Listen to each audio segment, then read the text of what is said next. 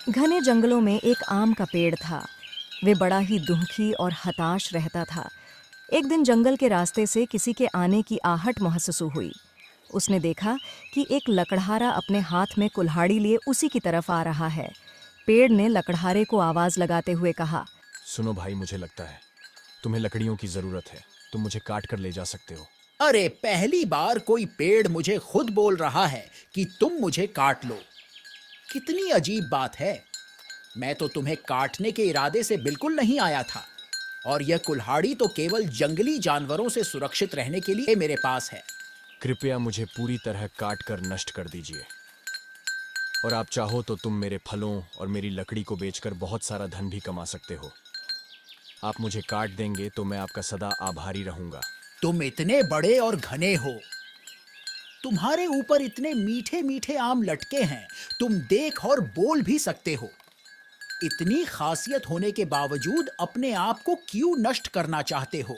मेरी ये खासियत किसी काम की नहीं। यहाँ पर बहुत से जंगली जानवर रहते हैं जो मेरी छाया के नीचे बैठकर ही शिकार करते हैं। शिकार करने के बाद जो मांस बच जाता है उसे गिद्ध खाने के लिए आ जाते हैं, जिसे देखकर कोई भी पक्षी मेरे ऊपर घोंसला नहीं बनाता। और हर दिन मुझे अपनी आंखों से हिंसा के अलावा कुछ देखने को नहीं मिलता। ना ही मैं किसी पक्षी को बचाने के लिए उसकी मदद कर पाता हूँ। पेड़ तो परोपकारी होते हैं, पर मैं अपने धर्म का पालन नहीं कर पा रहा हूँ, इसलिए मुझे काट दीजिए। पेड़ की बातें सुनकर लकड़हारा बोला, अगर तुम्हारी यही इच्छा है तो मैं तुम्हें काट देता हूँ।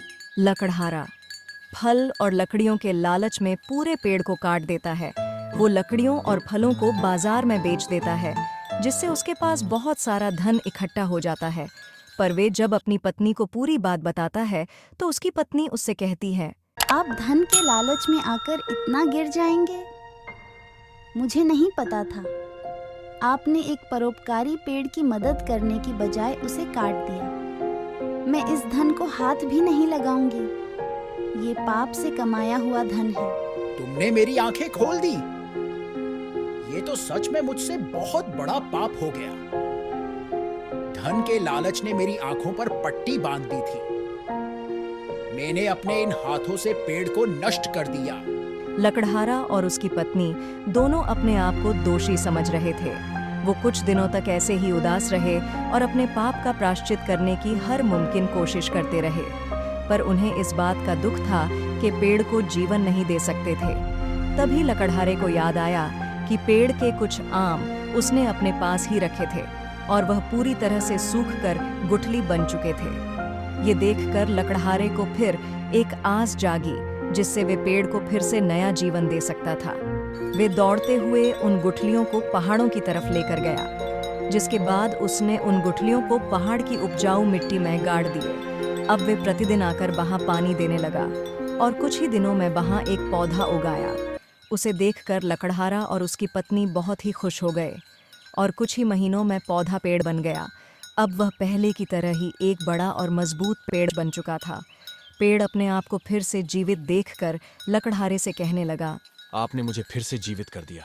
अब मुझे वही हिंसा अपनी आंखों से बार बार देखनी होगी। ये सुनकर लकड़हारे ने पेड़ से कहा, तुम्हें किसी भी तरह की हिंसा देखने को नहीं मिलेगी। मैं तुम्हें पहाड़ों पर ले आया हूँ। यहाँ पर दूर दूर तक जंगली जानवर नहीं है और यहाँ पर बहुत से पक्षी भी हैं जो तुम्हारे मित्र बनकर तुम्हारे साथ रहेंगे। और बदले में तुम यहाँ से खड़े होकर सारे इलाके के मौसम की जानकारी देना। पेड़ ने लकड़हारे को धन्यवाद दिया। लकड़हारा और उसकी पत्नी भी अपने पाप से मुक्त हो गए।